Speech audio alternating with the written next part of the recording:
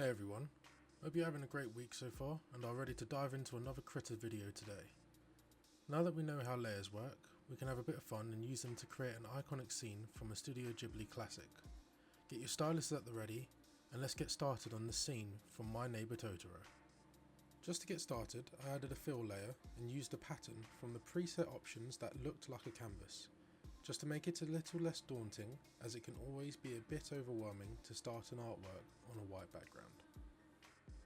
From here, I get down the basic shapes to just make sure I try and get the geography of the artwork in the right places, keeping it as simple as possible and trying not to get bogged down in details just yet. To do this, I keep looking back and forth between my artwork and my reference photo, pretty much between every stroke of my stylus. And to make it easy to do this, my reference is visible to me whilst I'm working, and is positioned in such a way where I only need to move my eyes to see what I'm trying to draw and paint.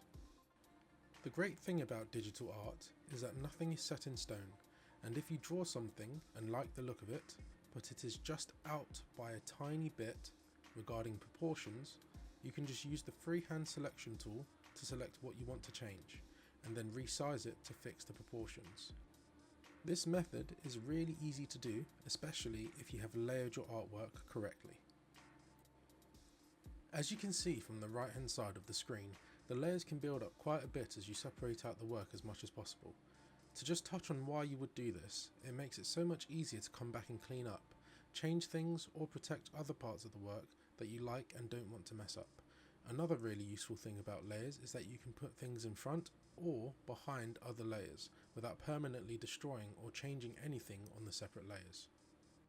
Now that Totoro is done enough for me to comfortably move on to the other parts of the piece, I create another layer, but this time it is the group layer, which allows me to clean up my layers list and put all of those other layers into one neat layer called Totoro. The great thing about this is that it doesn't flatten the artwork and allows me to go back and change anything I like in the future, for example to do some cleanup, change some colour or anything else. Once that is done, I can repeat the process for Mei and Satsuki that I did for Totoro. Remember, the start of any part of a drawing comes down to getting down the silhouette of whatever you're drawing by breaking up the larger shapes into simple shapes, just so you know where things should go, how big or small they are, and how they fit together in relation to each other. This all helps especially if proportions are something that you struggle with.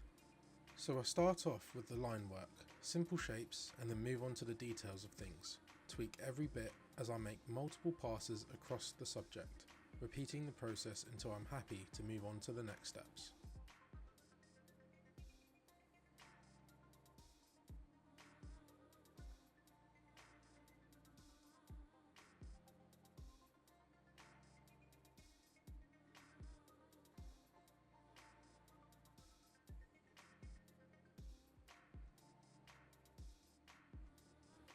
Once all the line work is sorted, we start to think about the lighting and position of Mei and Satsuki. Now that I'm happy with the characters, I can slot their layers into a group layer and move on to the bus stop, which feels like a character within itself in this artwork.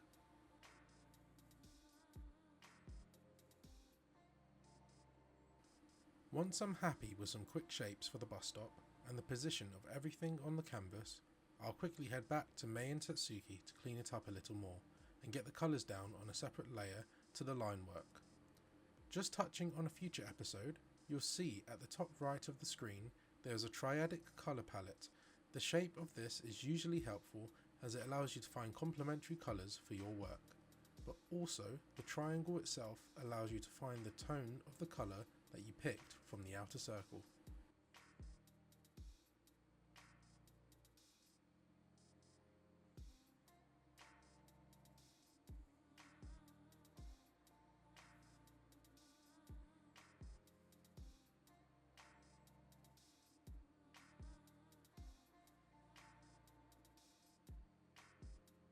Once the colours go down and the different tones, light and shadow are sorted, I get rid of the shadow guidelines to get closer to the final render of the work.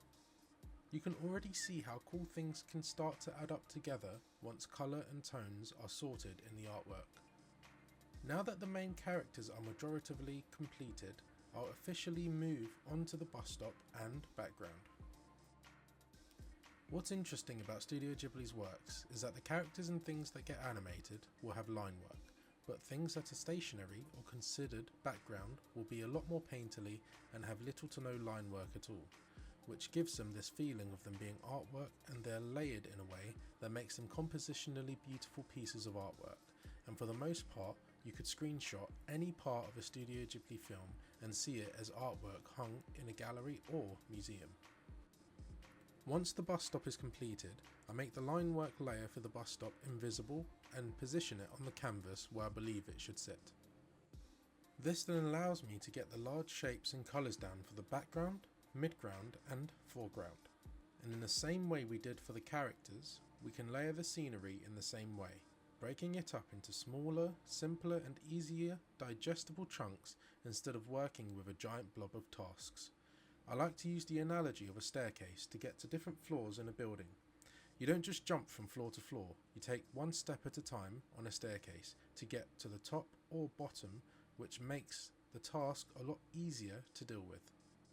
With repeatable assets on an artwork, you can use layers to create one version of the asset, in this case a tree, and then you can duplicate the layer and alter each layer to make it look a bit different from each other, which saves a ton of time.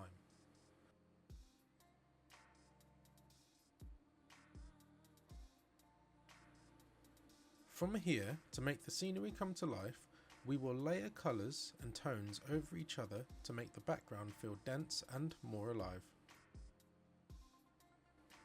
The trick about working with layers is to make sure you are aware and checking every time you do something new that you are working in the correct layer by looking at the right hand side and see what is highlighted in blue, and also making sure that the layers are named uniquely and in an easy to understand manner.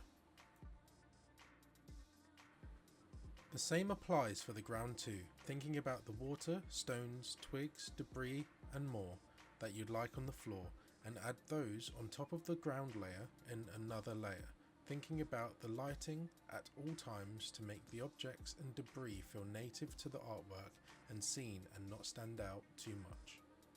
An area of the ground that was really enjoyable to experiment with, especially from the layers point, was the idea of trying to make the reflection of the bus stop work in this style, and also to make it feel believable.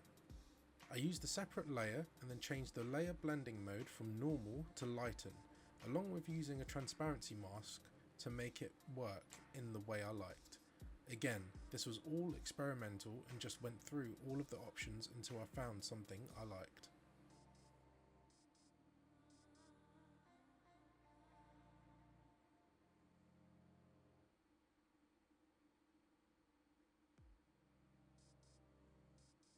So there you have it. There is a beginner's guide into layers and how to use them in Krita. I hope you've had fun watching or drawing along. If you are drawing along, feel free to let us know in the comments how you got on, any tips and tricks of your own, or even any questions that you have about the process. If you have any artwork that you have been working on throughout this series so far, feel free to send them through to our socials. I'll leave you there with the final showcase of Totoro and the gang. I'll be seeing you in the next episode of this 10-part mini-series on the basics of art and animation in Krita.